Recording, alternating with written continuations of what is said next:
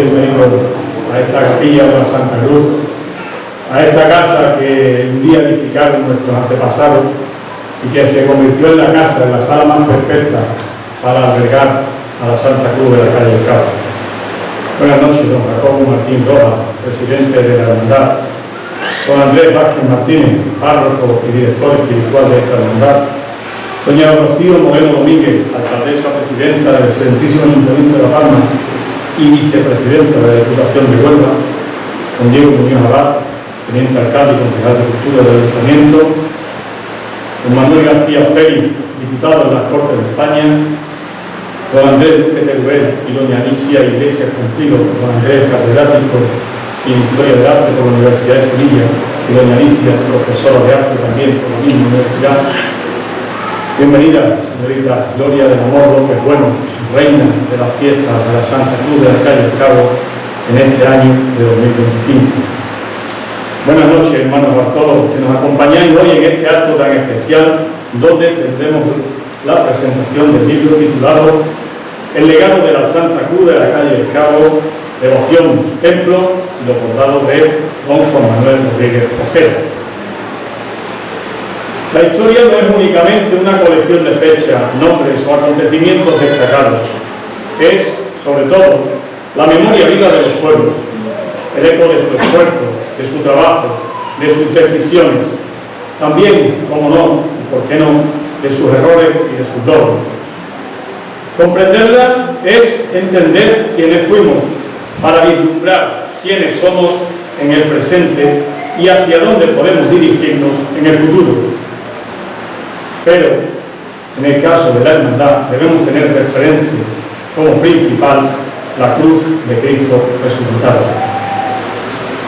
Entre las efemérides que destacamos en estos años, resaltamos la edificación de la capilla en 1974, una casa, un templo donde cobijar la devoción que desde siempre ha profesado el Bartolo, una capilla edificada en tiempos de sencillez, esfuerzo.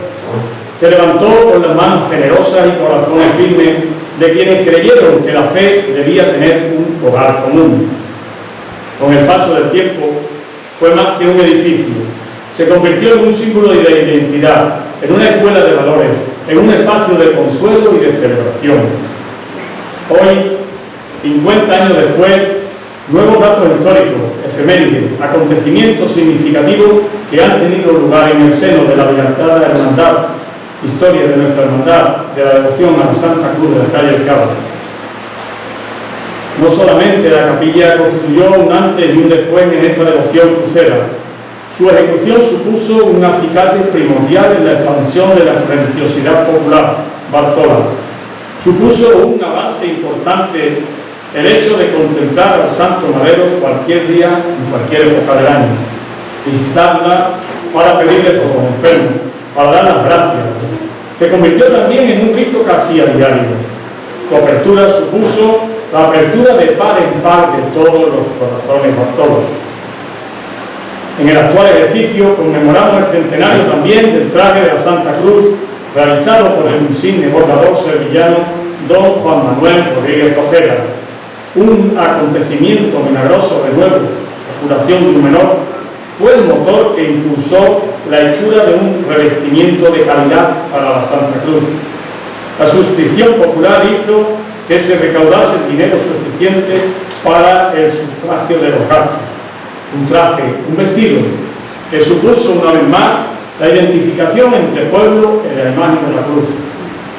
Aprovechando la celebración de estos importantes acontecimientos para el pueblo bartolo, se ha reeditado el libro que viera la luz hace 25 años, en 1999. Este se dividía en tres partes. La primera, una recopilación sobre la historia de la devoción a la Santa Cruz de la calle del Cabo, a cargo de don Manuel García Félix. Unos apuntes de cómo se gestó, cómo se edificó la capilla a cargo de don Jacobo Martín Rojas, y una tercera parte que nos hablaba de los sentimientos, a cargo de nuestro hermano don José Montero Lagares. En este caso, nos da un poco la vuelta, de forma que, en memoria, recoge el capítulo del sentimiento crucero en primer lugar, como decía, escrito por nuestro hermano don José Montero Lagallo. Ese sentimiento crucero, señalaba don José, consideramos como un valioso dote heredado de nuestros progenitores y que ha ido permaneciendo en nosotros de generación en generación y que en muchos casos conservamos como preciado tesoro dentro de nuestros corazones. Ese sentimiento, esa devoción que señalaba Pepe, como le conocíamos todos, es algo personal y único. Es una riqueza cultural que difícilmente podrá extinguirse de nuestro acervo por su arraigo dentro de las tradiciones costumbristas de nuestra gente. Desgraciadamente don José nos dejó, pero su legado sigue más vivo que nunca. Y hago mías sus palabras pronunciadas en una conferencia en la capilla y que resume sustancialmente el sentimiento devocional del pueblo bartolo hacia la Santa Cruz de la calle Cabo. Yo creo en lo que mi abuela le contó a mi madre y mi madre me contó a mí. Vamos ahora con la segunda parte del libro. En este caso, don Manuel García Félix, diputado de las Cortes de España, tomará la palabra para aportarnos los datos más destacados de la historia devocional crucera, cómo esta devoción influyó en la sociedad palmerina, especialmente a finales del siglo XIX y a lo largo de todo el siglo XX. Nuevos documentos que contribuyen a ofrecernos más detalles sobre el origen y cómo ha evolucionado a lo largo de los pasados siglos hasta la actualidad. Don Manuel, tiene usted la palabra.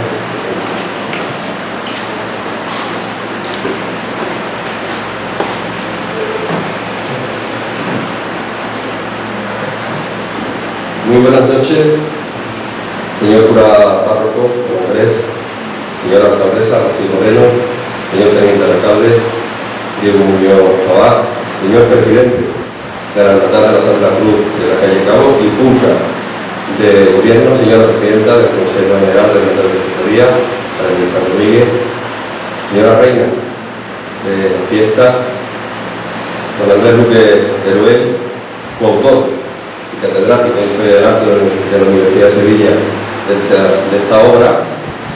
En definitiva, amigos todos, que nos concentramos esta noche aquí para presentar este libro, la reedición de este libro. Decía Julián María, ese filósofo que era discípulo de Ortega y Gasset, que los libros había que releerlos y los libros habían que reeditarlos.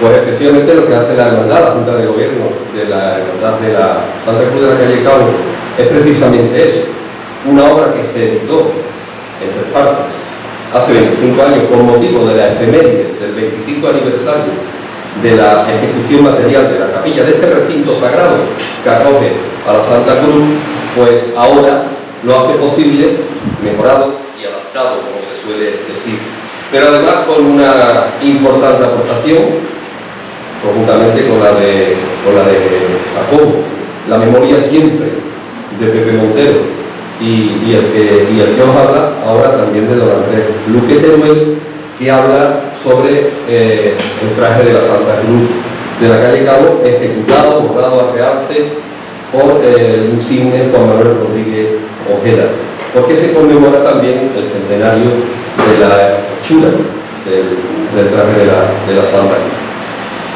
Y mi parte se llama la historia de una devoción.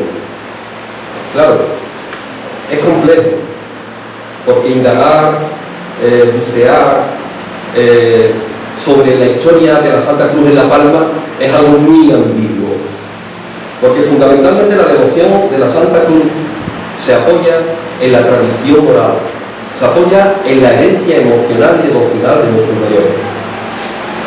Es la fiesta del pueblo, es pueblo y sentimiento, es religiosidad, es sentido de fe, es piedad popular. Es una fiesta que ha vivido siempre con el pueblo y en el pueblo. Y como consecuencia, ha dejado muy poco escrito. Ya digo que lo más fundamental, la fuente original, es la tradición oral. ¿Y en qué fuente me he apoyado? Me apoyé en su día y ahora, porque claro, he tenido que adaptar después de 25 años el texto del libro al tiempo actual y porque aún ha aparecido datos nuevos. Pues las fuentes originales han sido fundamentalmente el archivo diocesano de la archidiócesis de Sevilla, los libros de visitas, fundamentalmente del siglo XVIII. Y en el Obispado de Huelva investigué las secciones de gobierno, de justicia y de ermitas. Había muy poco sobre la historia de nuestra Santa Cruz, pero pude encontrar un dato que me alumbró una luz que luego fui concatenando hasta conseguir que el origen de nuestra Santa Cruz, el porqué de nuestro acervo popular y devocional a la Santa Cruz, tiene la huella tan enorme que tiene en nuestro pueblo. Y lógicamente, ¿quiénes son los que inundan de devoción a la Santa Veracruz nuestros pueblos, nuestros territorios, los franciscanos? San Francisco de Asís, en 1209, crea la orden religiosa del franciscano y a partir de ahí difunde sobremanera a lo largo de todo el territorio, de todas partes, esa devoción, entre otras muchas, primero a la Santa Veracruz y a la Inmaculada Concepción y a la sangre de Cristo.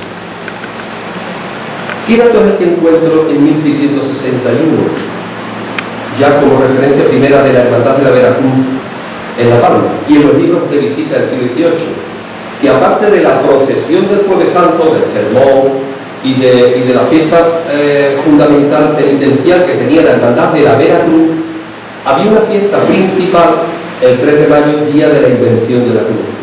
Y ese día de la Invención de la Cruz se hacía unas vísperas, se hacía un sermón, salía y se le rendía culto público e interno a una Santa Cruz y, lógicamente, empezamos a deducir que ahí está el germen, la calidad y el origen de ese sentimiento y de ese hacer con la Santa Cruz en La Palma y en el entorno, en Coyullos, en Bonares, en Rociana, en Villalba, en Villarraza. No es casualidad, en Paterna, no es casualidad que en este entorno exista tanto acervo devocional hacia la Santa Cruz. Por lo tanto, fue languideciendo a lo largo de los años, a lo largo de los siglos, la devoción penitencial, y fue creciendo y se puso muy en auge la devoción de gloria, es decir, el culto a la Santa Cruz de gloria, a Cristo resucitado, a lo que es signo, porque la cruz se escenifica, es el sentimiento y el hecho revelador de la muerte y resurrección de Cristo, como seña, porque es señal de salvación y de resurrección, y como símbolo, porque es un emblema que revela y representa la resurrección del Señor. A partir de ahí, el pueblo se vuelca en la acción de gloria, hacia el culto de gloria a la Santa Cruz. El siglo XVIII, los libros de visita son muy abundantes también en este entorno y en estas citas, pero ha habido un hallazgo. Hace 2 años, desde el ayuntamiento, pues conseguimos un libro que son las reglas de la Hermandad de la Veracruz de La Palma en 1742. Fíjense. O sea, y ahí, cuando hemos tratado de ver ese texto reglado, ese libro lo custodia el ayuntamiento en la biblioteca municipal. Es una joya. Y arroja mucha luz a la historia de nuestra hermandad de cofradía. Es un gran documento reglado que hace posible y justifica muchísimo todo todos los planteamientos que en el libro se hacían, porque lo ratifica la regla de 1742. En el capítulo 5 habla de la fiesta principal de la Santa Cruz y habla precisamente del 3 de mayo, día de la Invención de la Cruz, que conjuntamente con el 14 de mayo, día de la Exaltación, son las 2 fiestas que se celebran. Y se dice, por ejemplo, en ese capítulo, que se darán hasta 60 reales de vellón al beneficiado, al cura, al sacerdote, que venga a predicar la función principal de la Santa Cruz. Que habrá sermón, que habrá procesión, que habrá misa cantada, por lo cual está revelando lo importante que era esa vinculación y esa fiesta. Por lo tanto, ese hallazgo ratifica todos nuestros indicios, que en su día se hizo en el libro, y sobre todo apostilla lo fundamental, que es la importancia que tiene el sentido de la cruz como acervo devocional de la propia hermandad. El siglo XIX es el siglo de la desamortización. Esta hermandad de la Veracruz estaba en lo que hoy es el antiguo ayuntamiento, donde está la policía y donde está el salón de pleno. Eso era el Hospital de la Inmaculada Concepción. Qué casualidad que estuviera unida la devoción de la Santa Cruz, Sangre de Cristo, con la Inmaculada Concepción, porque esto eran devociones de los franciscanos. Y ahí estaba, y en la desamortización de 1835 tiene que salir de ahí, y el cura párroco, ahí está, lo tengo en el libro, dice, Muriel, que acoge todo el patrimonio de las hermandades y lo acoge en la parroquia. Pero la de la Veracruz se queda en la casa del mayordomo, que era la familia del Banco, y como consecuencia, ahí se depositan las imágenes. Luego, posteriormente, en el siglo XIX, se llevan a la parroquia y allí permanecen hasta su destrucción en el incendio de 1936. Pero la desamortización supone que tenga que exiliarse, tenga que irse de su iglesia que desde su fundación tenía, que era el actual antiguo ayuntamiento. El ayuntamiento desde 1929, antes era escuela de niños, porque el ayuntamiento estaba en la antigua ermita de San Blas, que hoy era el Hermano José. Por tanto, ahí entra una etapa lánguida del languidecimiento y donde la hermandad penitencial prácticamente desaparece, pero como contraposición, el auge está en el culto de glorias a la Santa Cruz. Y ya se reduce, al final del siglo XIX prácticamente, ya todas las cruces que había en el pueblo, que hay referencias de ellos a la cruz, en la cruz de la calle Sevilla, de la calle. Y el siglo XX es el gran siglo de la cruces, el gran siglo de la verdad, porque estamos celebrando ahora el siglo de ejecución material, de la hechura del traje bordado de la Santa Cruz. En el 39, el anterior paso de Andrés Contreras, ahí se veía que había una influencia importante, que había mucha capacidad y muchas ganas de querer formar una hermandad y de querer tener una vida de hermandad y dignificar el culto a la Santa Cruz de Gloria.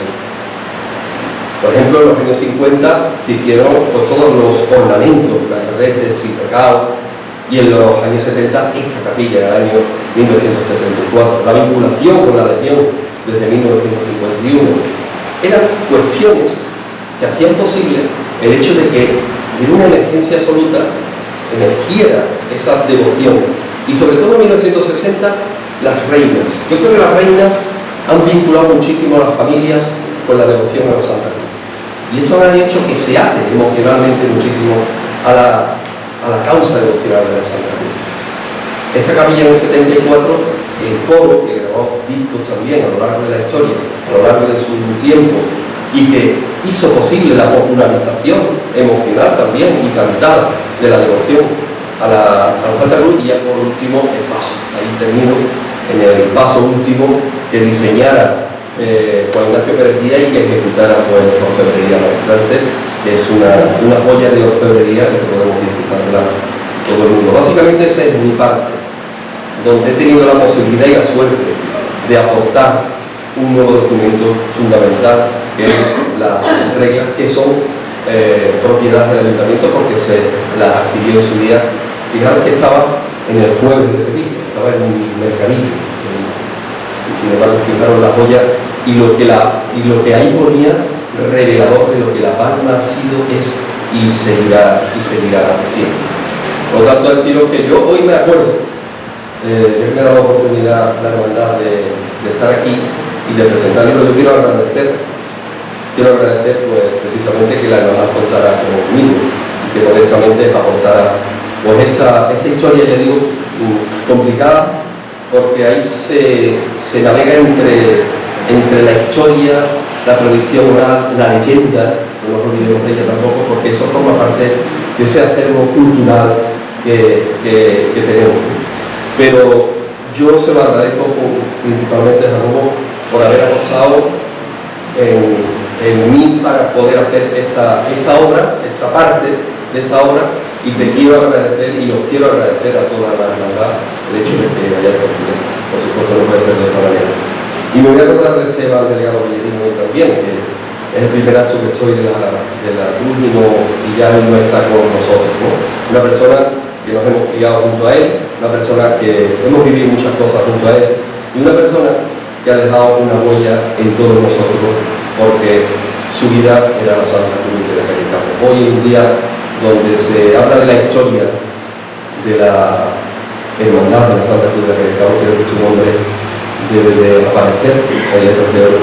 Un gran pastor, una gran persona, un gran cristiano que dedicó su vida a la causa de la Santa Cruz, de su Santa Cruz de la Calle Cabo. Así que, muchas gracias. Muy bien.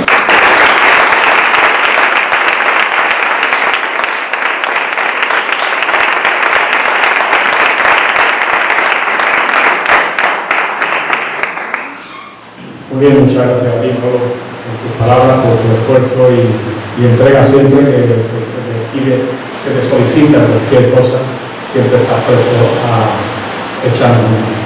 Muchas gracias.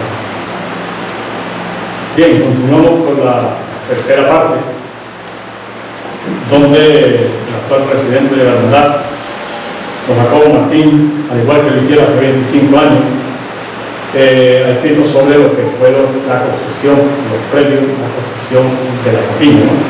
Él nos expondrá algunos de los detalles más significativos y destacados, algunos de los pormenores y vicisitudes que destacaron sobremanera en aquella elección de la casa y posterior edificación de la capilla. Quienes intervinieron, como sus delegados, qué dificultades encontraron. Todo ello conformó un legado que constituye sin duda un acicate para el fomento de nuestra devoción pastoral.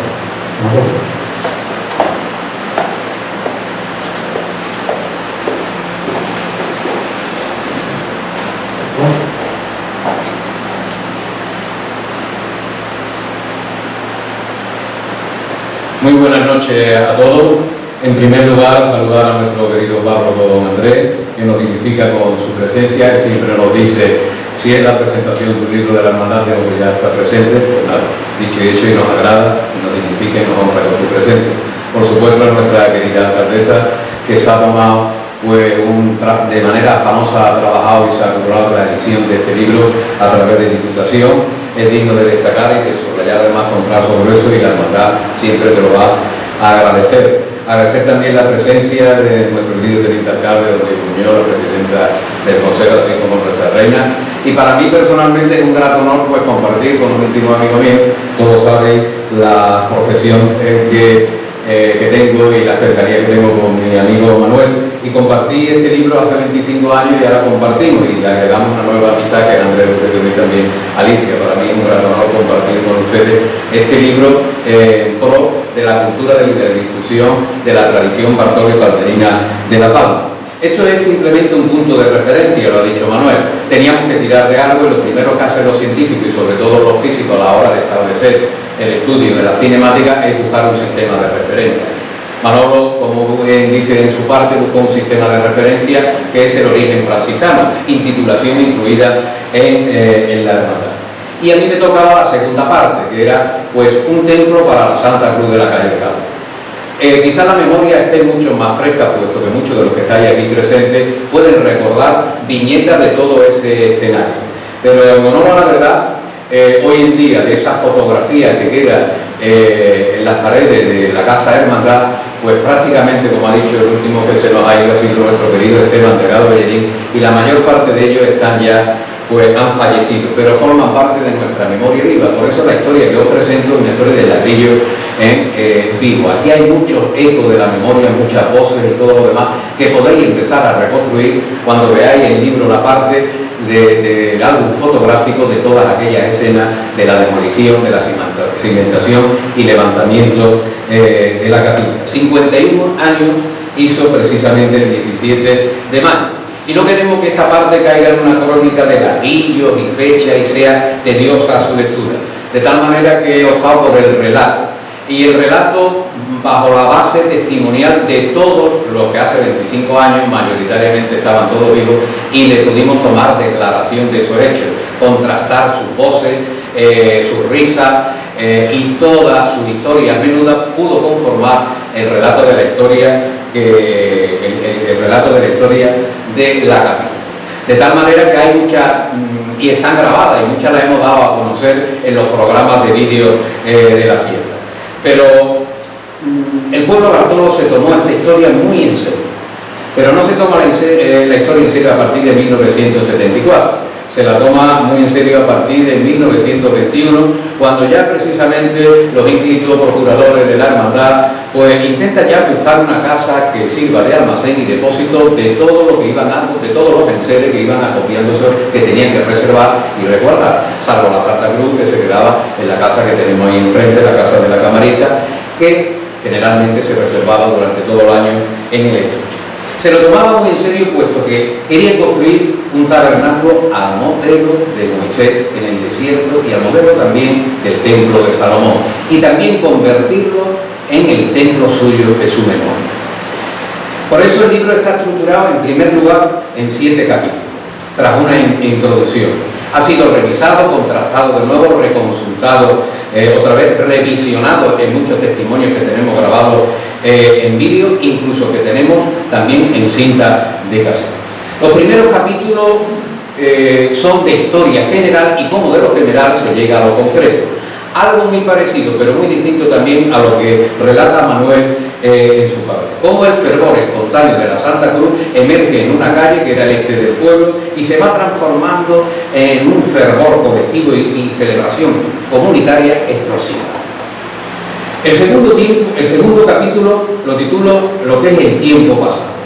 Y fíjense ustedes cómo, repasando la historia de la cruz como símbolo cristiano, emerge desde las raíces paganas hasta que se cristianiza.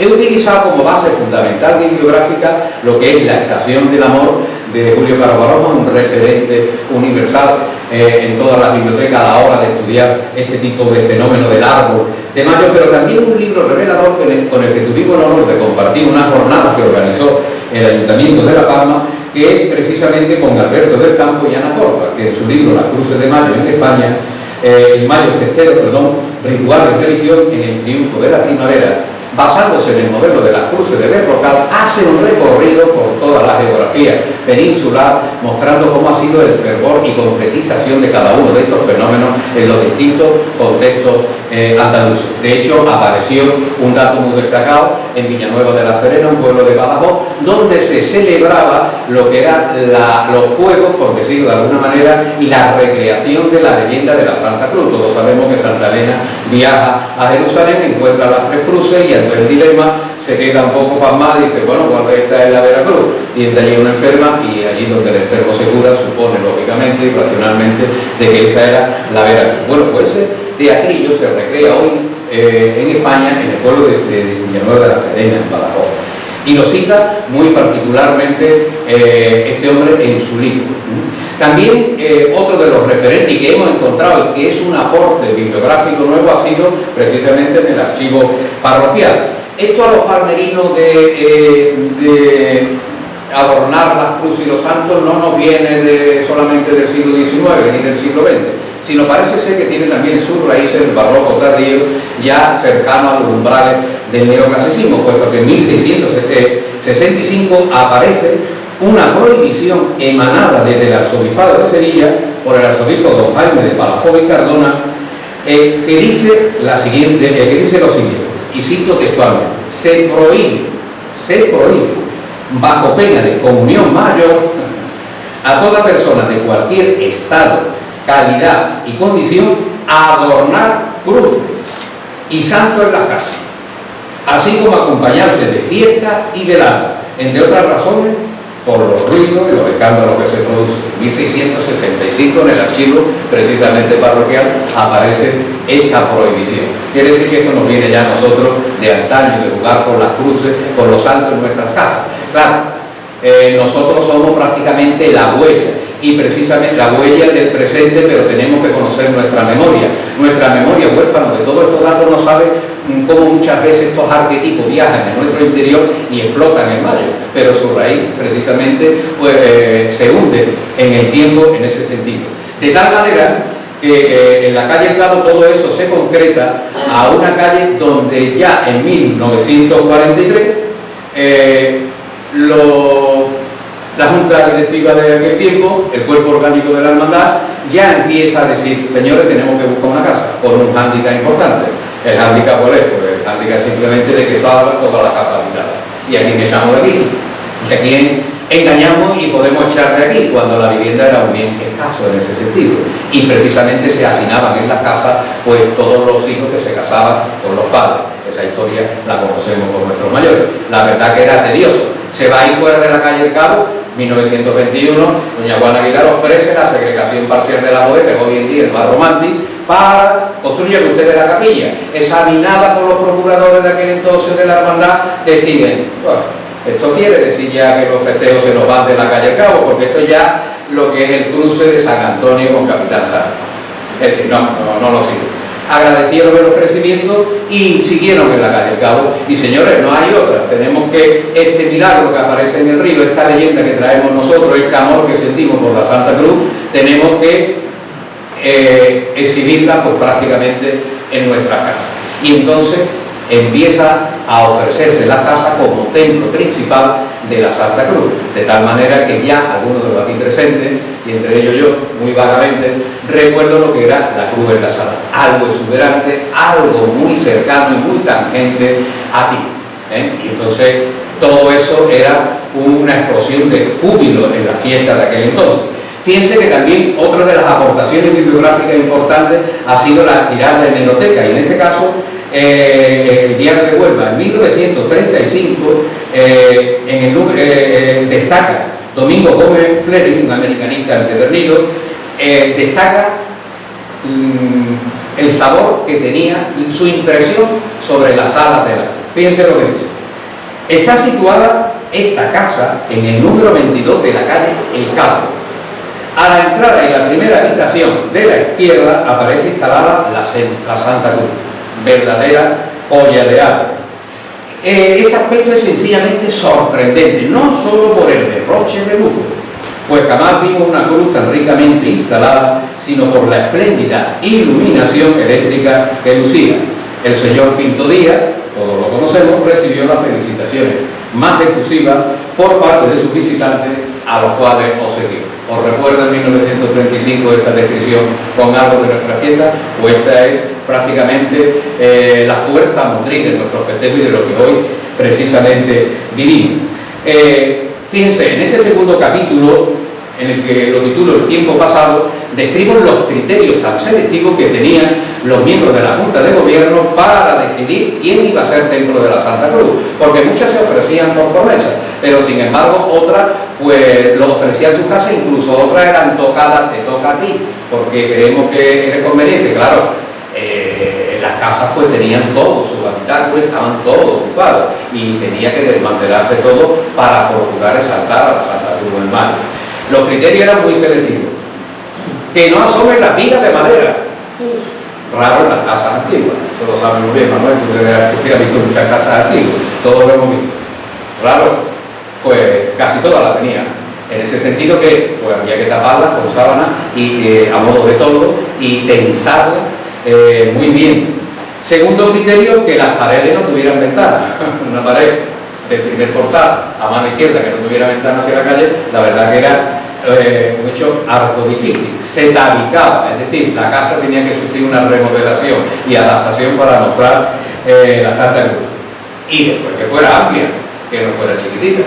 Y ahí se montaba esa capilla, precisamente que una foto es la que tenemos ahí presente, de las antiguas salas de la Cruz, y que es portada bueno, pues estos fueron pues prácticamente la fuerza motriz, como decía, que ya empieza a moverse en el alma Bártola. Señores, tenemos que intentar procurar buscar una casa y hacer una capilla y una sala noble a la Santa Cruz, que es la joya de arte a través de la cual nosotros nos ufanamos y vemos la representación de Dios más cercana.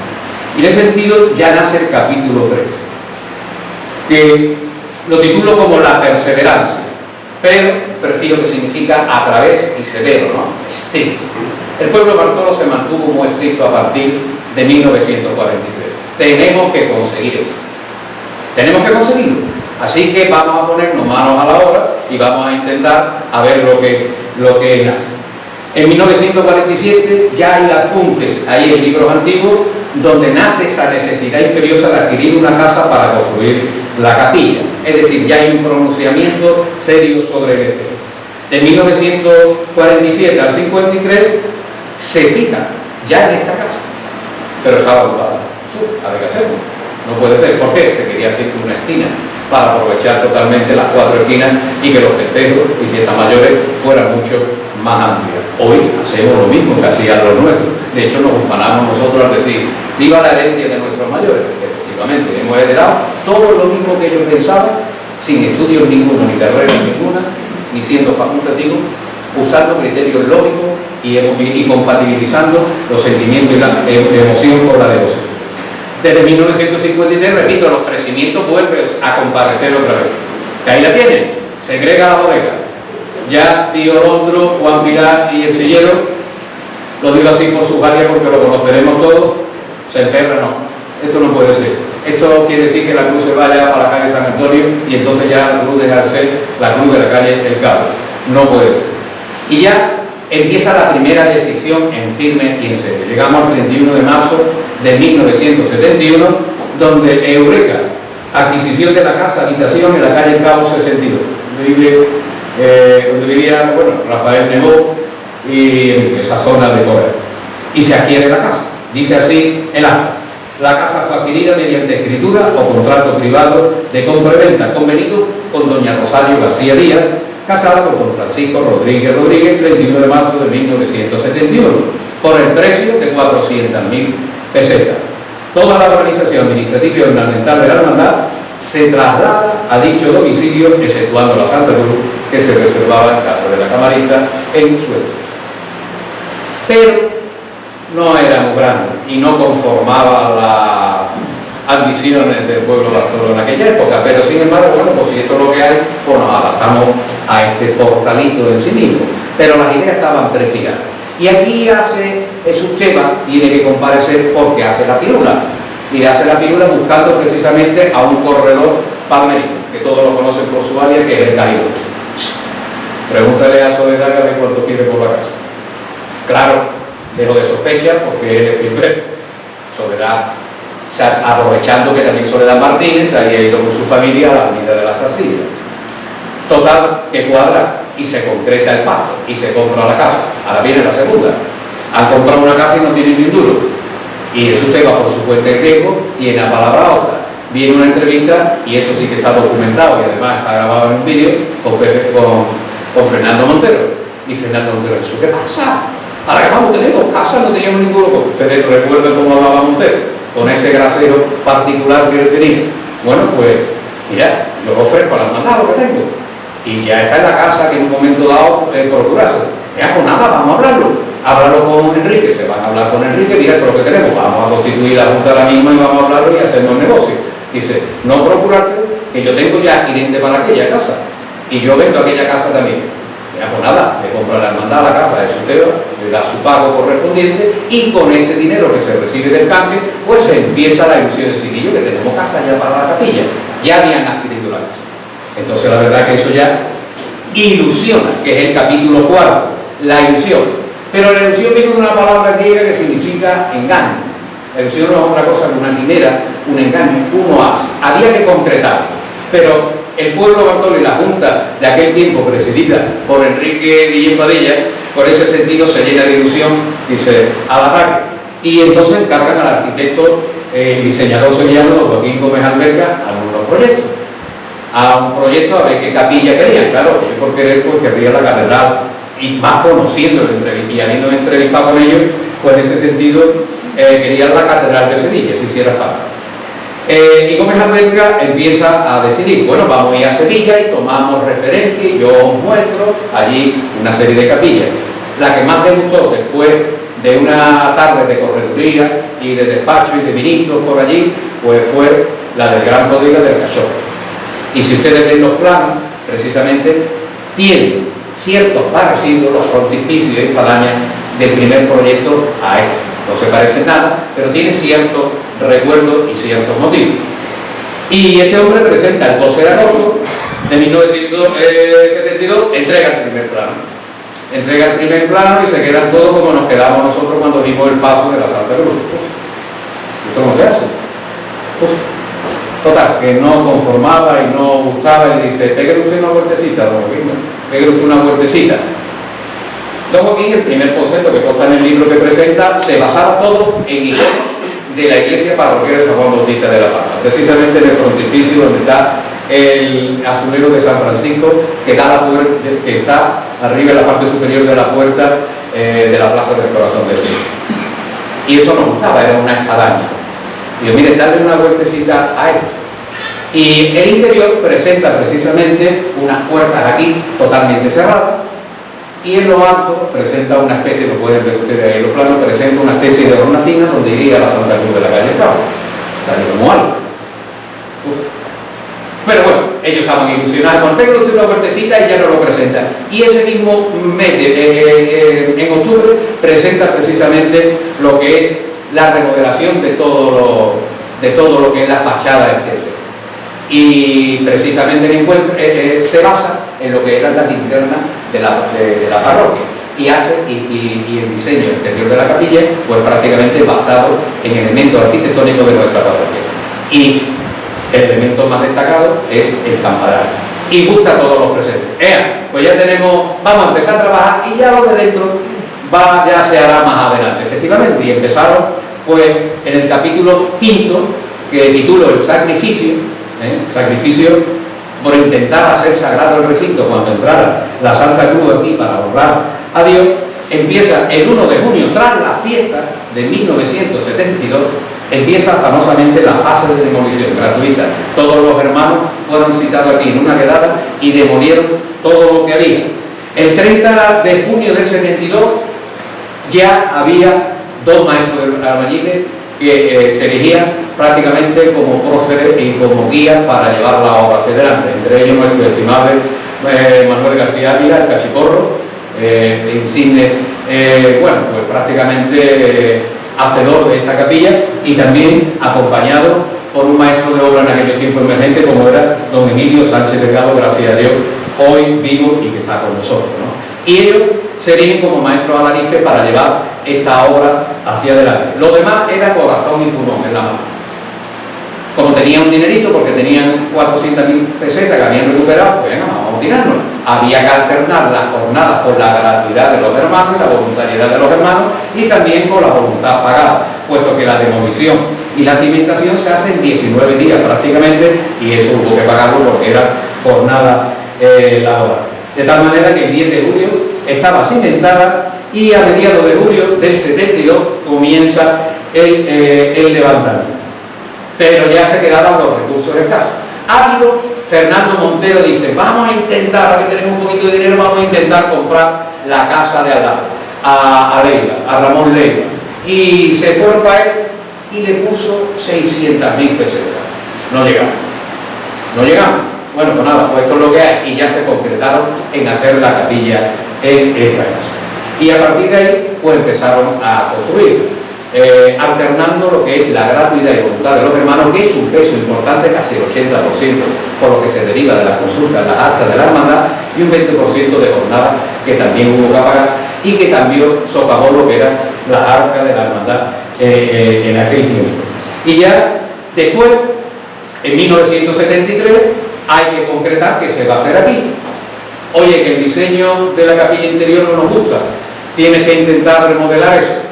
Y entra en concurso la participación de Pepe Laneta, un destacado artista, decorador y maestro carpintero, que, estimulado por la donación de doña Manuela Cepeda y Juan Teba, pues deciden correr a cargo, y se dice que cuando se lo dijeron y se lo encargaron, estaba tomando un café, diseña lo que hoy en día es el arco frontal y el camarín de la casa. Dicho y hecho, eso queremos, y eso se hizo. Y a partir de el exterior, todas las piezas de exterior que llevan cantidad de recortes de mano, a Joaquín Moreno Daza, el escultor para mí. Todo ello se narra en el capítulo 5. Ya el sexto y penúltimo es dedicado a la bendición. Ahora había que hacer sagrado el recinto. ¿Y qué hicimos? Bueno, pues ahí hay una convocatoria, que es un documento que tenemos guardado con mucho celo, precisamente, y hoy, 51 años después, hacemos lo mismo que hicieron ellos. Ellos concretaron el día 24 de mayo para la bendición e inauguración de la capilla. Preguntaron a la Legión, y le dijeron, ustedes pueden venir y acompañarnos ese día. Dice, no, no podemos porque tenemos un acto militar, pero podemos estar con ustedes antes. Y se adelanta al día 17 de mayo, lo que es la bendición e inauguración, con una misa de campaña, tal como se relata en la convocatoria y en el acta de la hermandad, y allí de manera casual comparece, porque estaba esperando los cultos del sin pecado de la Virgen del Rocío, que hace de madrina, precisamente ejerce como madrina de la capilla. Y como ustedes verán en el álbum de fotos que se muestra, pues la misa fue en el pórtico de la iglesia parroquial de San Juan Bautista, tal como se hizo hace 25 años y tal como la hermandad pretende hacer este año 14 de septiembre. Y el último capítulo habla de la esperanza. ¿Se terminó la capilla el 17 de mayo de 1974? No. Si ustedes ven la fotografía, el camarín no estaba adorado todavía. Quedaban muchas cosas por hacer. ¿Alcanzó ya y se concretizó en la sala que actualmente vemos? No. Siguió después trabajando hasta el final. Se adquirieron los faroles. 1983, que ha sido también fotografía muy prestigiosa en muchas revistas curiosas de simetría informática.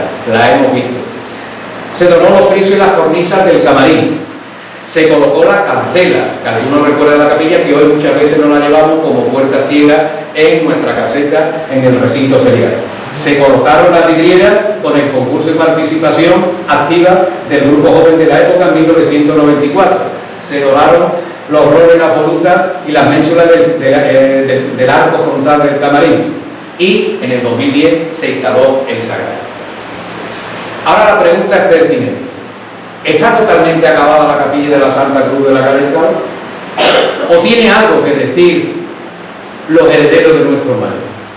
Precisamente, hace 25 años, la hermandad compró la casa Ramón Leiva, se puso activo y la Junta presidida por nuestro querido y recordado don Esteban Delgado Bellerín compró la casa. Hoy es el tesoro de la hermandad, pero se hicieron todos los roperos y vitrinas de tal manera que se pudieran mover, porque en el futuro queríamos una capilla más grande. El Cabildo General de la Hermandad este invierno aprobó la adquisición de la casa de aquí al lado. ¿Se ha terminado? ¿Tiene algo que decir los herederos de nuestros mayores? Seguro que sí. Porque lo que sí puede presumir el pueblo Bartolo es que sabe contar su historia. Y no cesará nunca por aclamar y vitorear a la Santa Cruz de la Calle Estado. Por eso, hoy en día, los que viven tienen mucho que decir y quieren, por supuesto, una ampliación de la capilla, que sabemos que para todos los cortejos y para las relaciones institucionales que mantiene la hermandad y para la gran cantidad de devotos que tiene nuestra Santa Cruz, es un chico y un recinto pequeño. Por supuesto que ahí dejo la pregunta a la gente. Recordando siempre que de dar no es recibir, sino es continuar, acrecentar y enriquecer. Y de hecho podemos decir un poco que esta Junta ha tenido que navegar en ese sentido con varias herencias que ha recibido y que la hemos tenido que capotear, porque muchas veces te dejan piedras que tienes que traducir también en liquidez para sostener también el patrimonio que tiene esta hermandad. Esa es la pregunta que nos hace la Santa Cruz de la Calle Cao 51 años después, y después del centenario también de la colocación del Traje de Vega, que nos hablará don Andrés Luque Teruel. ¿Estamos nosotros dispuestos a vivir como nuestros mayores, con la misma entrega, la misma fe y sacrificio, y más en unos tiempos de relativismo donde lo primero que se agenda es la fiesta y la devoción después de cada? ¿Se merece nuestra Santa Cruz y la alegría del pueblo? ¿Se merece eso? La memoria es básica, porque nosotros reproducimos lo que hicieron nuestros mayores. Y en ese sentido, si somos fieles a ella, si tenemos memoria, es porque hemos sentido la muerte de los nuestros. Y eso nos ha dolido. Recordaba Manolo la muerte de Esteban, que nos duele y que nos deja todavía el pecho lleno de luz. Viendo a Esteban es un estímulo para seguir adelante. Y así lo seremos cuando vemos la fotografía de los nuestros. Porque la Santa Cruz, si algo tiene hermoso, es que es el camarín de nuestra memoria. Y ese es el único paraíso que no nos van a quitar nunca, la memoria. Todos nos lo podrán quitar, nos podrán expoliar, pero eso está aquí grabado y eso no se puede quitar. Por eso cuando la Santa Cruz aflora ante su pueblo, saltan las lágrimas, saltan las emociones y la piel de insulto. No puede ser de otra manera, porque somos memoria, una colección de espejos que rodean el camarín. Eso es lo que el pueblo Bartolo, además, que tiene mucho simbolismo. Muchas veces presumimos la Junta de Gobierno cuando estamos aquí y nos vemos la cara en los espejos del camarín. Decía Borges, dice, la muerte es mirarse al espejo y no verse. Precisamente sabemos que cuando yo me mire en el espejo y no esté, es porque estoy buscando el purgatorio, buscando la presencia de Dios Padre, según el juicio que Él me establece. Por eso somos la colección de piezas del Museo del Camarín. Y por eso ese camarín era la antigua sala que tanto procuraron y que tanto esta calle confesionó al cabo del tiempo, y que nuestros mayores hace 51 años hicieron, y que hoy nosotros recibimos como depósito para aumentar. No es una obra arquitectónica. Es nuestro Santa Santoro, pero es nuestra Santa Santoro porque es sagrado, porque ahí vieron nuestros padres a Dios, y como decía Francisco Barroso en el preámbulo, lo que me dijeron mis padres, yo me lo creo. Y yo creo en Dios porque lo vi en la Santa Cruz de la calle. Por eso concluyo. Y me gusta concluir con una cita del Salmo 127, versículo 1, que dice, si el Señor no construye la casa, en vano trabajan los albañiles. La parafraseo. Si el Señor que se muestra en la Santa Cruz de la calle del Cabo no construye esta casa, en vano ha trabajado el pueblo Bartolo. No lo olvidemos todos, somos memoria. No podemos olvidar de dónde venimos ni a dónde vamos, pero aquí nos marcaron una referencia siempre en torno a la Santa Cruz. Nada más, espero que disfruten de su lectura. Sé que son malos tiempos para la lírica, son malos tiempos para la lectura, pero hemos concretado este libro que a lo mejor, querido Diego, dentro de 25 años lo puede hacer la IA, porque ya estoy escuchando cada cosa sobre la inteligencia artificial que me está dejando pasmado. A lo mejor dentro de 25 años los que estén aquí, nosotros tendremos yo ya 84 años, lo puede que lo haga la inteligencia artificial, pero la inteligencia artificial no tiene corazón. Todo lo que se ha hecho aquí es a golpe de corazón. El título del cuarto disco del coro. Por tanto, queridos jóvenes, queridos miembros de la Junta de Gobierno, querido pueblo Bartolo, queridos palmerinos, os invito a su lectura y a saborearla. No es una historia ni una crónica de la ley, es la historia del corazón del pueblo. Muchas gracias.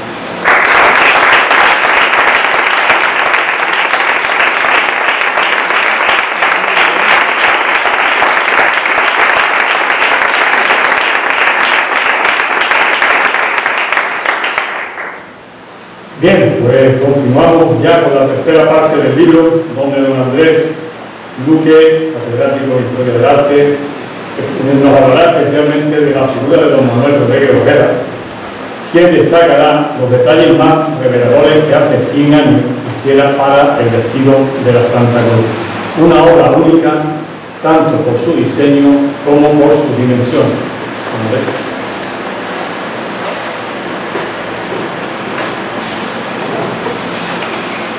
Con su permiso, don Manuel. Señora alcaldesa y el foro municipal, señor presidente de la Junta y Junta de Gobierno, admirados autores, disfrutado mucho del libro y que viene a hablar de todo. Reina de la fiesta, señoras y señores, buenas noches. Miren, a mí me llama una tarde el presidente de la Junta y me dice que tiene una obra de Juan Manuel Rodríguez Ojeda que es un vestido para una cruz. Yo hablo con él, amablemente, partiendo, y me comprometo a venir. Siempre voy a todas las reuniones que me lo piden. No me importa que no estén incluso provincias como Granada, como Córdoba, como... me gusta colaborar con las ciudades, porque es el granito de arena que yo puedo poner. Y le digo que sí. Bueno, pero cuando vuelvo al teléfono digo, un vestido, una cruz, y eso qué. Porque en Sevilla, después de tantos años estudiando diseño y estudiando bordado, no habíamos visto ninguno. Y no teníamos noticia de que existía uno de Juan Manuel Rodríguez Ojeda, nada más y nada menos. Entonces, lo primero es, a ver, yo he catalogado la obra de Juan Manuel, la hemos estudiado, sabemos su concepto creativo, su evolución, pero un vestido, bueno, vamos a ver las dimensiones de la cruz, porque no es lo mismo una cruz de 3 metros de altura, una cruz pequeñita. Claro, cambia la superficie y por lo tanto cambia el tipo de bordado que se puede hacer. Esto era tremendo, ¿no?, en aquel momento. Además, Lo tengo que reconocer, en Nueva York, a mí me han llamado para ver muchas obras de Velázquez, de Murillo y de Martínez Montañés. Como ustedes comprenderán, ninguna era. Entonces cuando me dicen de Rodrigo Ojeda, bueno, sí, vale, me lo están diciendo ellos, pero hay que verla. Me mandan fotos y por la foto le digo que sí, que me parece que es Juan Manuel. Pero aún así, cuando vengo a verla, todavía traigo mis dudas, porque es algo tan extraño, es un raro. Lo que decimos un raro en un catálogo artístico, ¿qué es un raro? Pues algo que no se hace con frecuencia. Por lo tanto, un modelo inédito. Le pregunto a los grandes especialistas de bordado en Sevilla, a Araceli Montero de IAPH, no he visto ninguna. Antonio Mañez Manaute, yo no he visto ninguna.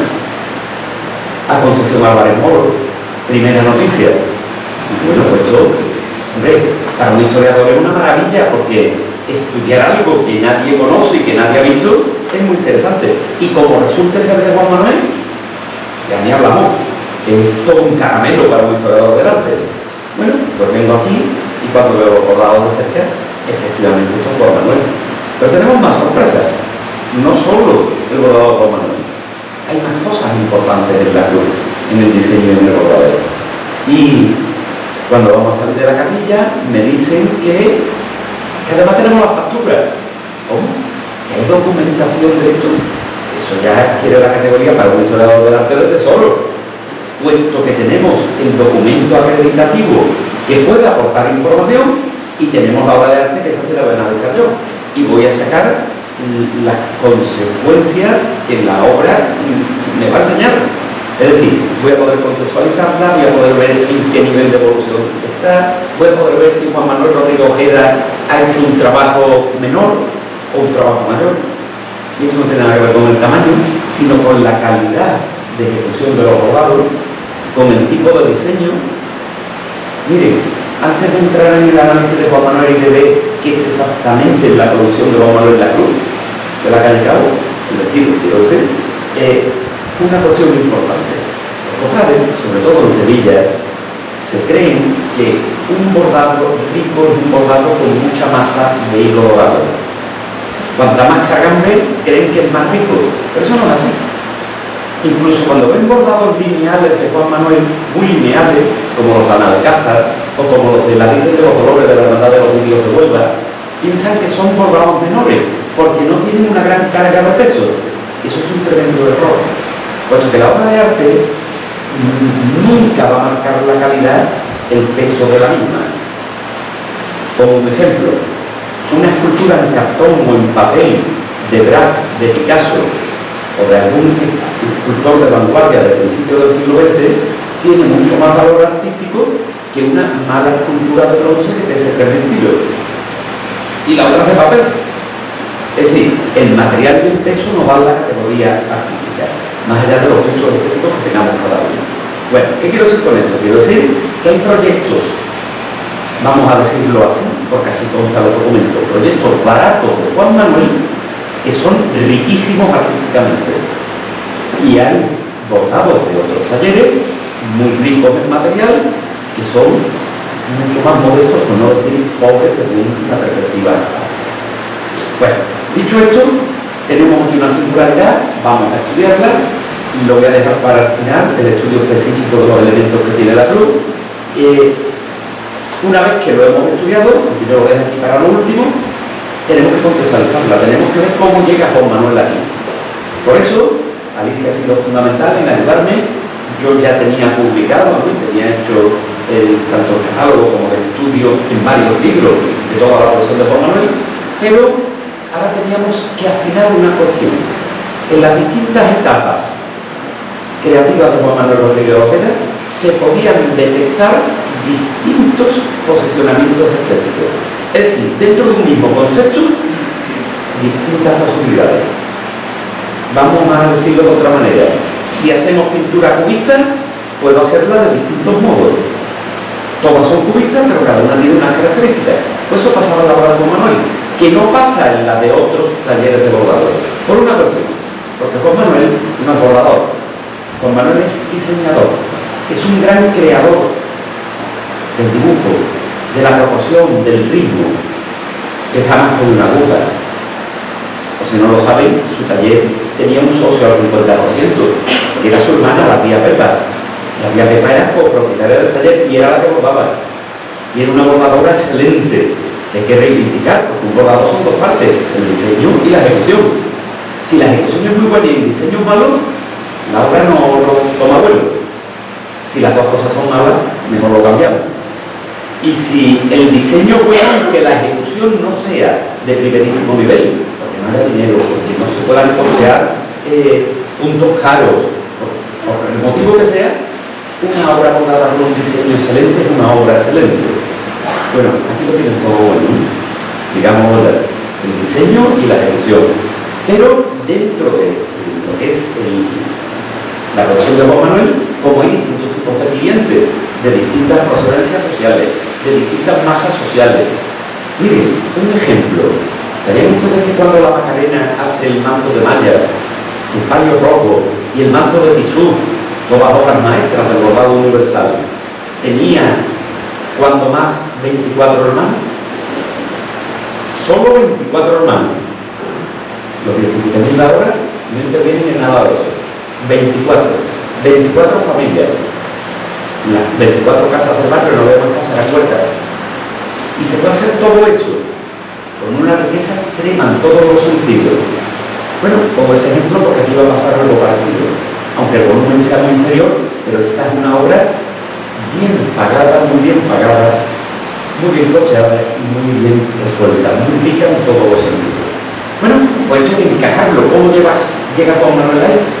Entonces, tenemos una serie de etapas reconocidas de antemano y con la ayuda de Alicia, pues la vamos a subdividir. De manera que identifiquemos el tipo de bordado que va a traer Juan Manuel aquí. Para eso tenemos que reconocer una etapa previa. No podemos obviar lo anterior. Como no tiene una primera etapa, así aparece en el primer capítulo de la parte de bordado, en la que la influencia es inglesa.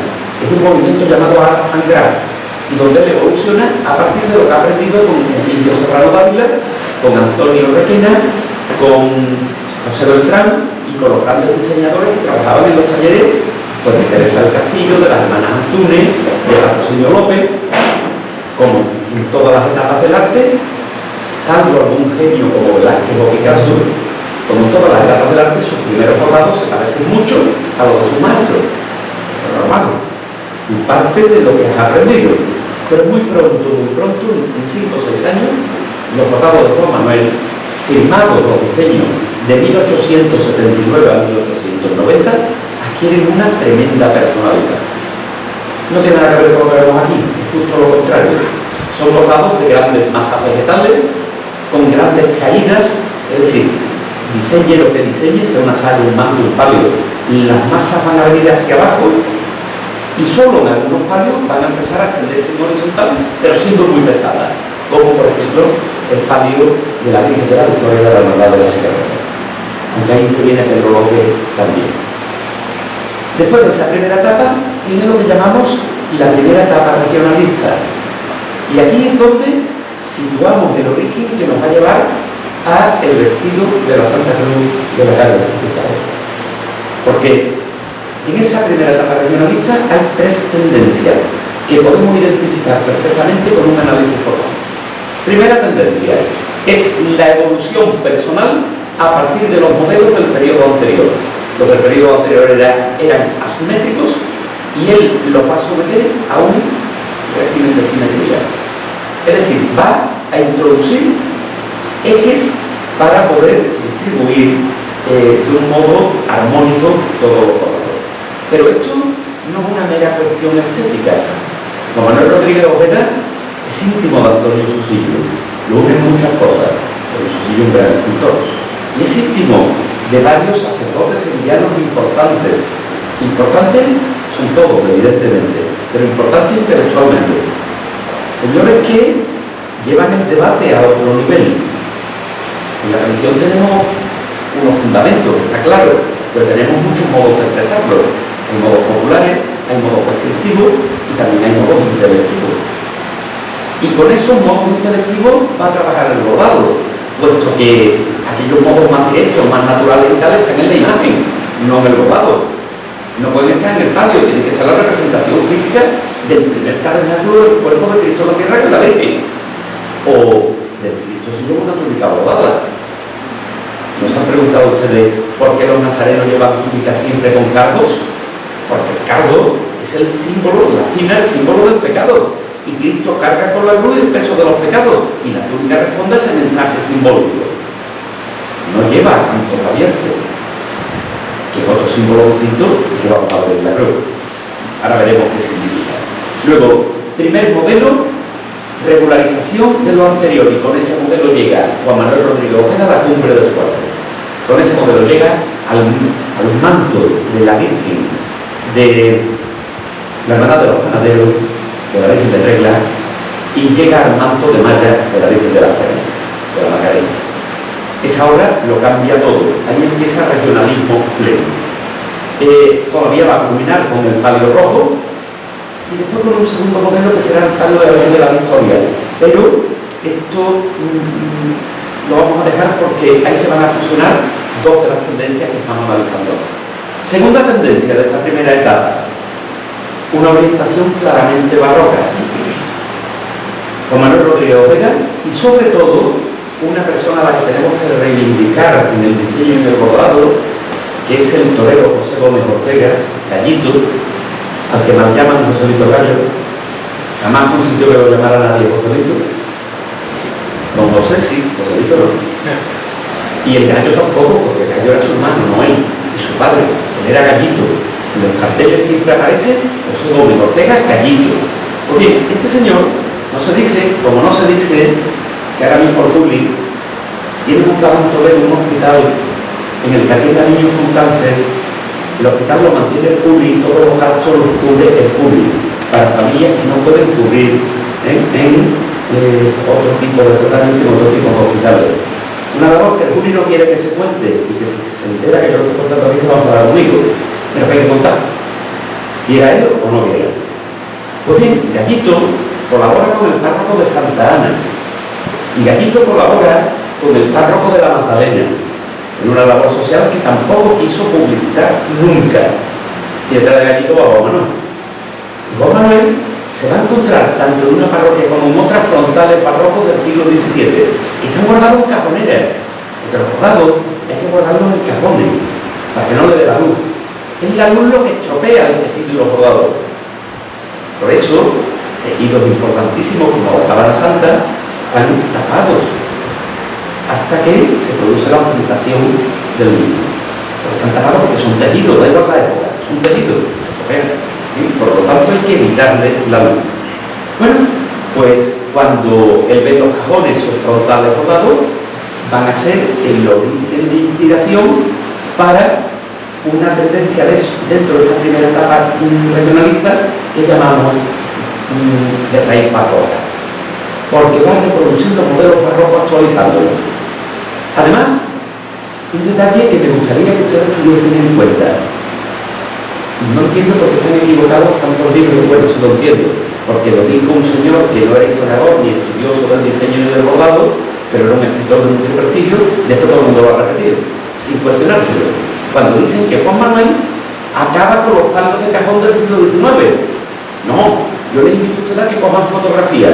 En el siglo XIX no hay ningún palo de cajón. Y dicen, y acaba con el negro, con el luto. No, la ropa de las 7 palabras, la ropa de los grandes escapularios carmesí, los colores verdes, todos son del siglo XIX. La combinación de verde con morado, todos son del siglo XIX. El rojo con verde que viene del impresionismo, todos son del XIX. Juan Manuel no acaba con el luto, ni acaba con el palo de cajón. Todo lo contrario, lo recuperan. Si ustedes cogen las fotos antiguas del palio negro de la Virgen de la Esperanza, de la Macarena, del palio de la Virgen de la Presentación del Calvario, si ven el paso de la carretería, el palio que todavía se conserva, todos son de forma. Hasta el que lleva hoy día la Veracruz desde cajón, que entonces era de la Virgen de Loreto, era ondulado, por lo tanto de forma. Al revés, Juan Manuel en esta segunda línea lo que hace es recuperar el cajón, y lo recupera porque le da el perfil rectangular que tienen los altares, los festivos de altar, los faldones de altar, de la Magdalena y de Santa Ana. Bueno, ninguno de esos dos movimientos tiene una relación con nuestra cruz, pero el tercero sí. Juan Manuel va a empezar un tipo de bordado que no calificamos, que lo vemos como una extrañeza, porque solo conocíamos 3 túnicas bordadas y pensábamos que no lo había vuelto a hacer, pero hoy día, mucho tiempo después, y después de estudiar en las hermandades toda la obra que de Juan Manuel, ya no tenemos 3 obras, ya tenemos 7 u 8, y la octava es el vestido de Santa Cruz de la calle. Es decir, que tenemos todo una tendencia dentro de su obra que se va a mantener desde 1907, que hace la primera prenda del llamado estilo preciosista, hasta la última de todas, que sería este vestido. Bueno, ¿en qué consiste esto? Pues son los mal llamados bordados persas. La túnica del Señor del Gran Poder, la túnica del Cristo del Rescate de Granada. Son obras en las que Juan Manuel disminuye el dibujo y pasa a tener elementos bordados de una envergadura y con rellenos de algodón o de cuero modelado, que modelaba su hermano José Luis Rodríguez Ojeda, que también formaba parte de la empresa. Pasa de eso a trabajar con cartulinas muy pequeñas, diminutas. Después, ahora explico lo que es la cartulina. Y bueno, pues es un bordado finísimo, en el que los temas principales no se identifican, salvo que lo remarquen, pero que tiene una figura excepcional y que tiene un tronco en los tejidos andalusíes y en los tejidos orientales que se pueden ver en Sevilla en la exposición iberoamericana del año 21. Pero cuidado, Juan Manuel no trae ningún tema islámico a su bordado. Juan Manuel todos son temas cristianos.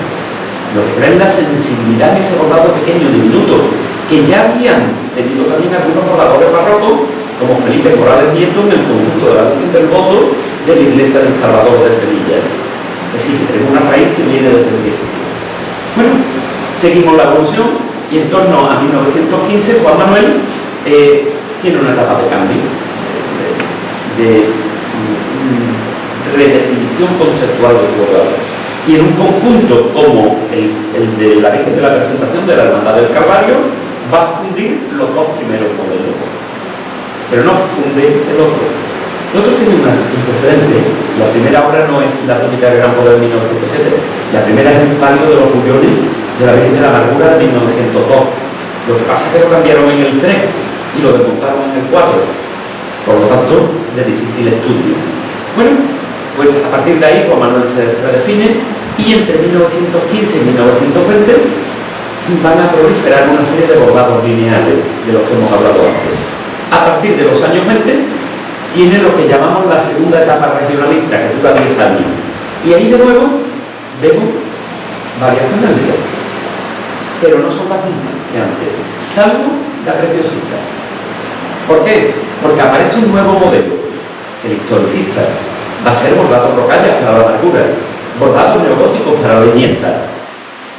Eso no tiene nada que ver con el regionalismo, son neoscuros. Y por otra parte, tiene lo que llamamos el estilo regresivo. También pensábamos que era una excepción con el palio de la Virgen del Subterráneo. No, ha hecho un palio como los del siglo XIX. Qué raro, en los años 20. Y rápido dice, porque no había dinero. Aquí todo se soluciona con el dinero. Cuando la categoría de la obra de arte no está en el dinero. Pues bien, no era así. Simplemente Juan Manuel, a partir de 1922, va a tomar como modelos creaciones suyas de los 40 años anteriores y esas creaciones las va a recrear actualizándolas con el bagaje y con la fusión que había experimentado los años anteriores. Por ejemplo, tenemos como el palio de la Virgen de la Encarnación de Jerez, es una segunda versión desde el Mayor Dolor y Traspaso, una segunda versión pero distinta, de Sevilla. Tenemos como el palio de la Virgen del Dulce Nombre, es una versión del palio rojo de la Virgen de la Esperanza. Y así sucesivamente. Hay una serie de modelos que el recreo convierte en otra cosa. Sin embargo, mantiene con el espíritu original la llamada línea preciosista que vimos antes. Y así, una vez situada la Santa Cruz, la vamos a analizar. Concluimos analizándola.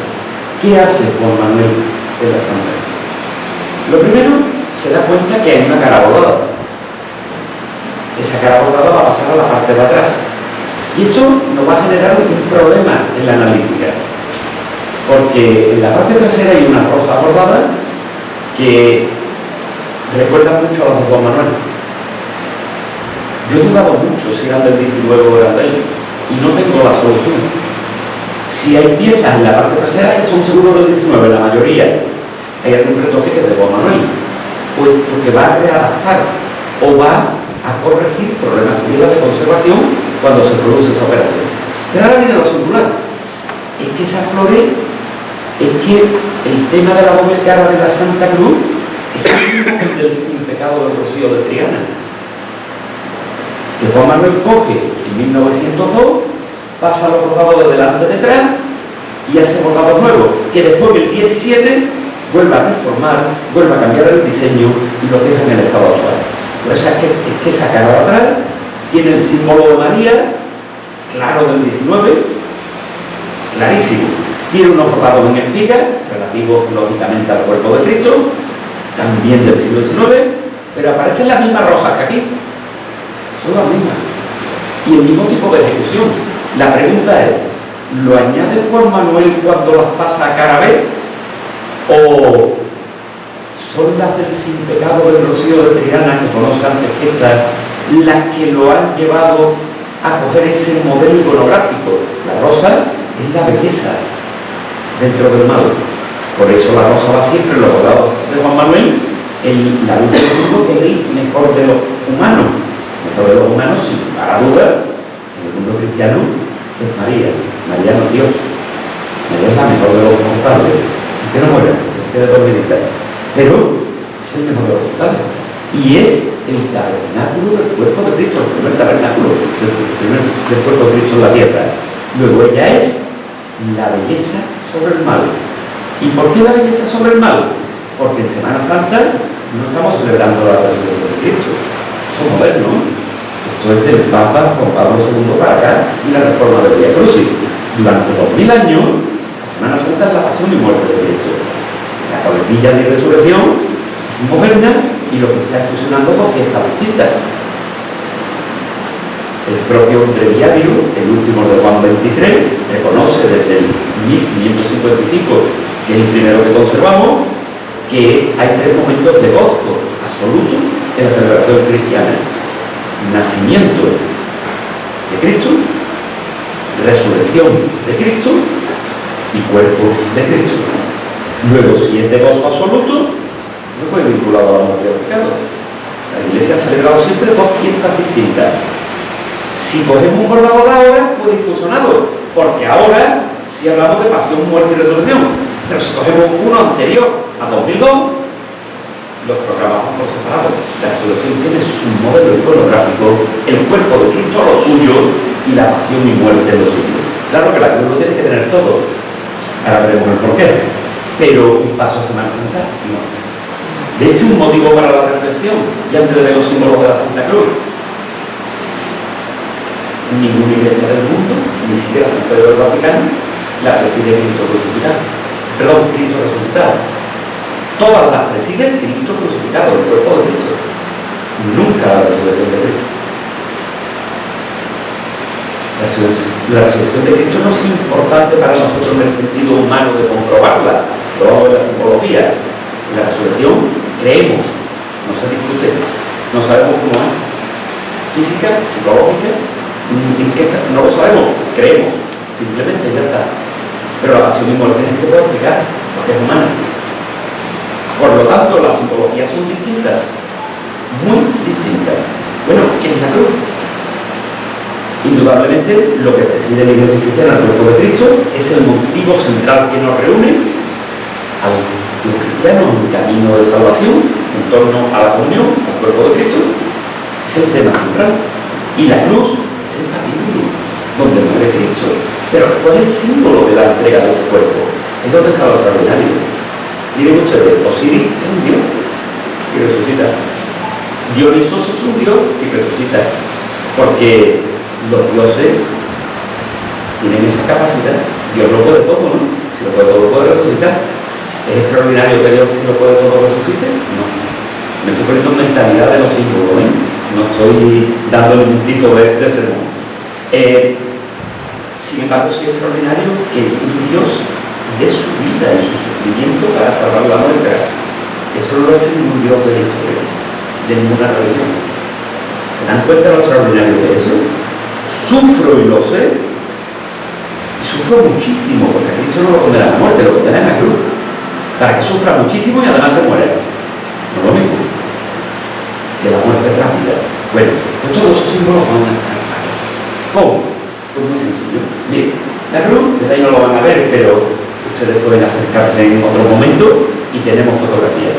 La cruz tiene un perímetro bordado con todas las caras distintas.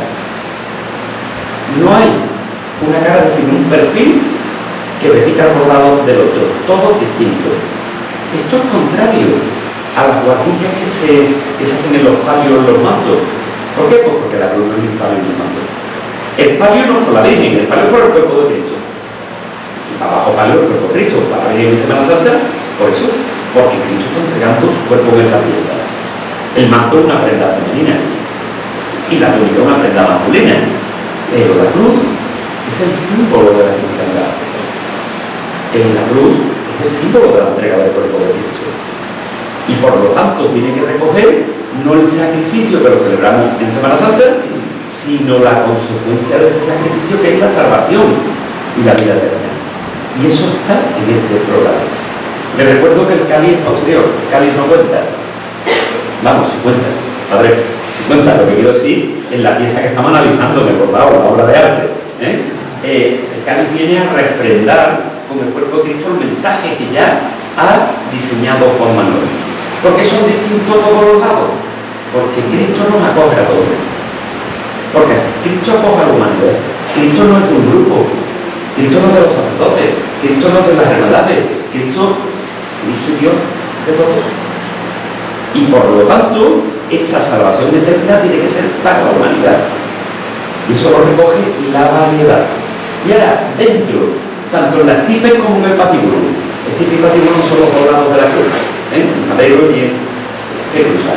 Tenemos en la parte inferior una maceta. Maceta llamamos como una agrupación de flores. No tiene que ser una maceta como la de nuestros cartones. Y de esa agrupación de flores en la parte inferior salen dos acantos abiertos. Por favor, símbolo griego. Símbolo griego. Ahora decimos qué significa. Y ramifican hacia arriba hojas de acanto cerradas. Símbolo griego también. Tened en cuenta una cosa, que cuando la religión cristiana de los primeros tiempos se presenta como la única y verdadera, no es porque rechaza la demás, es porque las está sintetizando a todas. Está recogiendo toda la simbología anterior. El Dios de Abraham es el mismo Dios de Moisés, y son dos pueblos distintos, dos razas distintas, mesopotámica y hebrea. Luego, vean esa capacidad de síntesis. Pues bien, esos acantos abiertos son en el mundo griego la vida eterna. Las hojas, las ramas. Y la apertura del acanto es la felicidad en la vida eterna. Hasta ha dicho el presidente, yo iré al purgatorio, vida eterna. Después ya veremos dónde vamos. Esperemos que haya hablado correcto. Esperemos que haya hablado bueno. Esa es la vida eterna, pero la vida eterna puede ser en el infierno. Y el acanto abierto asociado a la vida eterna es que con Cristo y creyendo en Cristo y por la religión de Cristo tendremos no solo la vida eterna, sino la salvación dentro de esa misma vida eterna. Por eso nuestros mantos desde el siglo XVI van repletitos de acantos cerrados y abiertos, y de ramas, ¿nos han preguntado nunca por qué ramas? Pues por lo mismo que tenemos base del paleocristiano. Plantas y agua, detrás de Cristo como juez. Claro, plantas y agua es la vida. ¿Y qué vida te da Cristo? Aquí sí también, pero la vida que celebramos es la eterna, indudablemente. En torno a la cruz no hay la menor duda. Pues así seguimos subiendo hasta que aparecen pequeñas flores. Pequeñas flores, lógicamente, es la abundancia. Incluso, aquí no caben grandes cuernos de la abundancia, pero sí hay prefiguraciones de los mismos, lo que quiere decir que lo que estamos celebrando no es que van a crucificar a Cristo, sino que Cristo ya ha sido crucificado, ha muerto y ha dado su vida por nosotros, y que queda el cuerpo de Cristo presente aquí para siempre. Durante 1000 años, de Cristo al año 1000, en las iglesias solo estuvo la Sagrada Forma, ninguna imagen. En Santa Sabina hay una que prefigura la crucifixión, fuera. en la puerta, dentro no. Solo el cuerpo de Cristo. Ese es nuestro fundamento y ese es el programa del vestido de la Santa Cruz. Claro, lo ha hecho con una precisión técnica excepcional. Miren, las cartulinas de la parte de abajo, me quedo las de abajo porque las ven, quizá las puedan ver. Están resueltas con cepillo último de punto, pero rápido tienen pequeños nervios o pequeñas excavaciones de lentejuela. Va jugando con las luces, las sombras y con los brillos. Y siempre nos lleva el brillo a la felicidad de la vida eterna. Por lo tanto, al legado de Cristo en la vida.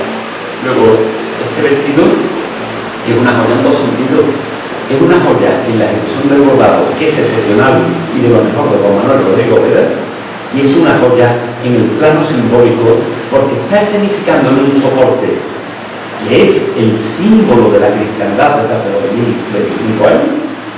Está significando todo un programa con una economía de medio excepcional. Por lo tanto, una obra maestra del pensamiento religioso y del bordado sevillano del primer cuarto del siglo XX. Y nada más, ¿cómo voy a seguir hablando de bordado? Después de hablar de la cruz y de este mensaje. Espero que en nuestro capítulo, darle las gracias a Alicia porque su colaboración ha sido enorme y bueno, que puedan entender todo este proceso y cómo y por qué llega Juan Manuel a esa definición. Muchísimas gracias, ha sido un honor estar aquí con ustedes y hermano mayor, el presidente, perdón, un auténtico placer colaborar con esta hermandad. Muchas gracias.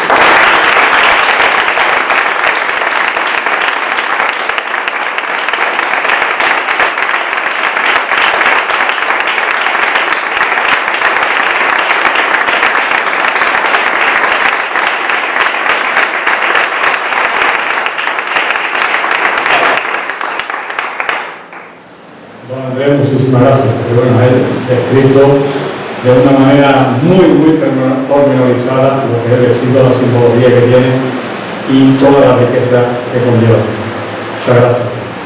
Bueno, pues antes de finalizar, voy a cederle la palabra a la doña Rocío Moreno, alcaldesa y vicepresidenta de la Diputación, la cual ha hecho un esfuerzo ingente para que este libro pueda ver la luz, quien nos dirigirá unas palabras en nombre de las instituciones que representan a todo el pueblo de la palabra.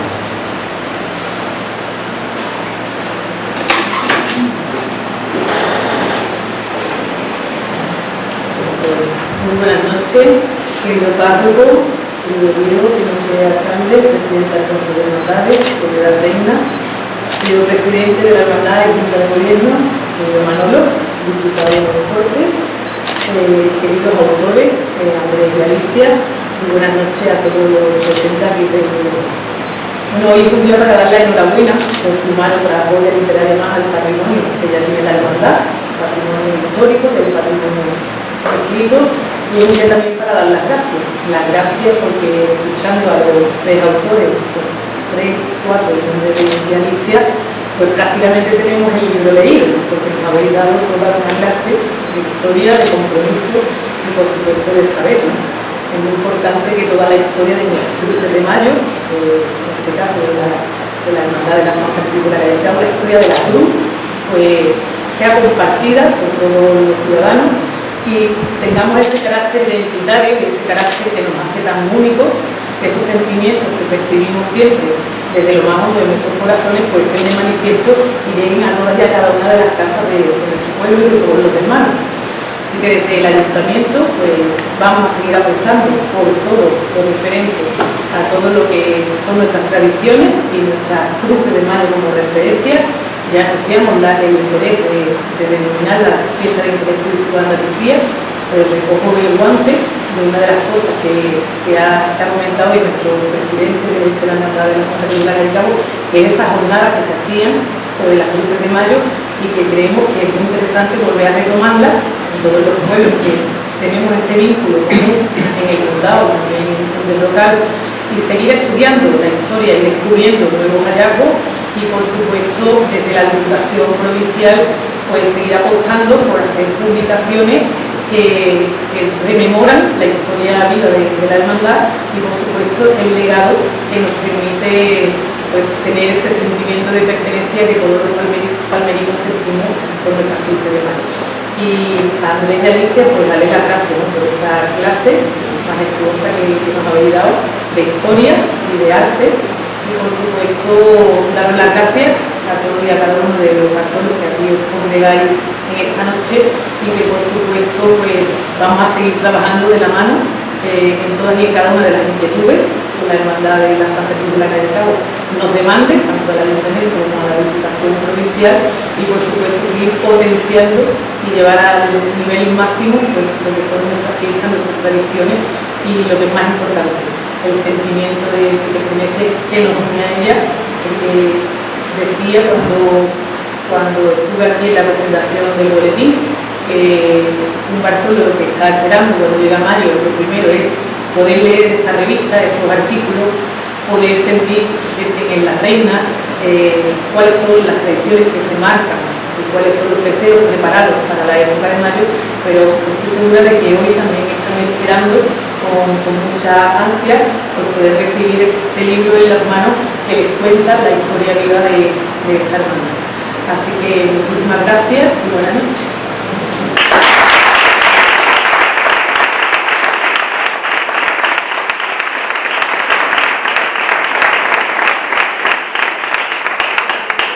Muchas gracias Rocío. Gracias nuevamente por las lecciones que ha dedicado para que este libro pues vea la luz, ¿no? Gracias también a todos los que con vuestro escrito habéis contribuido a fomentar esta devoción tan arraigada en nuestro pueblo. Celebrar nuestra propia historia no es solo mirar atrás, es también renovar el compromiso con el presente y con el futuro. Que estos aniversarios nos inspiren a seguir construyendo nuestra comunidad con fe, amor y servicio. Muchas gracias a todos, gracias a don Jacobo, presidente, a don Andrés, párroco y director espiritual, doña Rocío, don Diego, doña María Luisa, presidente del Grupo Joven, don Manuel García Félix, doña Alicia y don Andrés Duque, a la señorita Gloria. Gracias a todos ustedes por vuestra presencia. Solamente nos resta animaros a su lectura, deciros que disfruten con ella, que se empaten de la historia más intrínseca, más íntima, y de todo el amor que este pueblo antón profesa a su Santa Cruz de la Calle del Cabo. Este libro pues, se pondrá a la venta los próximos días al precio de 15 euros, los cuales la Hermandad los destinará a la bolsa de caridad, tanto Cáritas Parroquial como a la Hermana de la Cruz. Para ello, simplemente, como siempre, pueden ponerse en contacto con algún miembro de la Junta de la Hermandad para poder adquirirlo. Me reitero en los agradecimientos, y en esta herencia heredada de nuestros mayores es la que nos corresponde a nosotros ahora inculcarla en nuestros descendientes, para que sea su legado que se perpetúe en el tiempo. Muchísimas gracias, buenas noches y viva la Santa Cruz de la Calle.